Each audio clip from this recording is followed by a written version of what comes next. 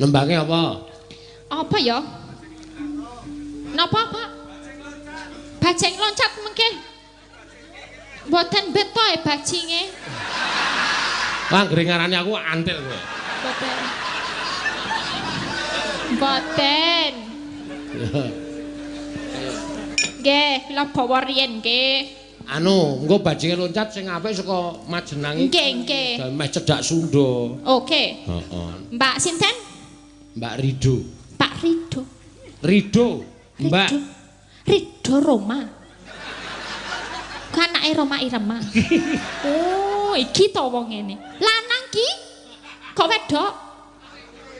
Kok dadi wedok? Kok aku penasaran kok takon lah. Yo, lagune apa? Engko bajing loncat iso Mbak Rido apa Mbak Ayu sing apik. Yo, berarti nek sing alus-alus wae yo. Heeh. Jajal kowe